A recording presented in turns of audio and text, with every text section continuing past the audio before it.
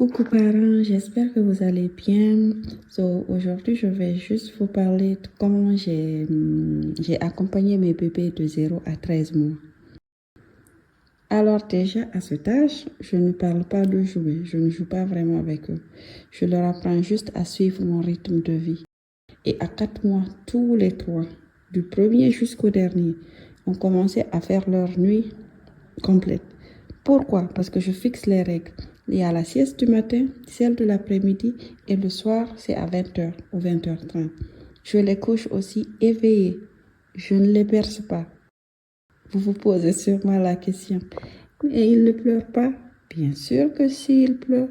Mais après 3 jours, moins d'une semaine, pour mon aîné par exemple, ça passait. Il ne pleurait plus. Ma deuxième, par contre, elle a juste suivi sa sœur. Ça a été super simple.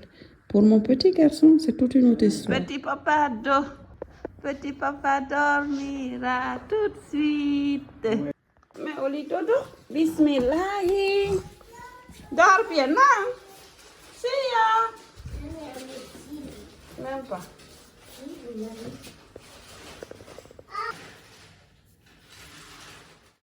Pourquoi je fais ça? Parce que je ne peux pas me plier à 4 pour un seul bébé. J'ai aussi un autre enfant plus grand qui a besoin de moi.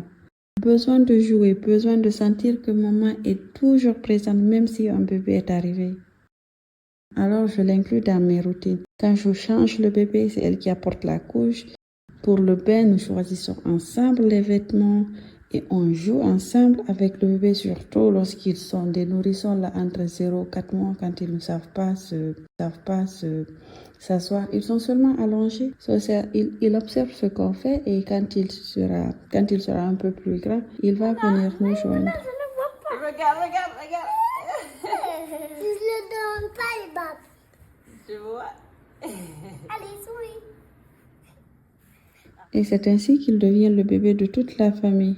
Et l'aîné ne se sent pas mis de côté. À côté de ça aussi, il y a moi. J'ai besoin de repos et de temps pour gérer la maison, pour jouer avec eux, parce qu'une maman fatiguée, un adulte fatigué est tout le temps irrité. Par exemple, la sieste du matin, elle dure au moins 1 heure. Celle de l'après-midi, si le bébé se couche à 13h, c'est pour se réveiller à 15h, 15h30. Si c'est à 14h, c'est pour 16h. J'ai l'après-midi pour faire quelque chose, pour faire une sieste de 1 heure, ou bien faire le ménage, je sais pas, ou bien préparer les activités. En tout cas, j'ai 2 heures pour moi dans l'après-midi. C'est sûr que le bébé, il va se réveiller. Même s'il se réveille entre-temps, je l'entends babiller, mais je ne bouge pas. Et en général, il se rendort toujours. Allez, à tout de suite. Dors bien. Bye bye.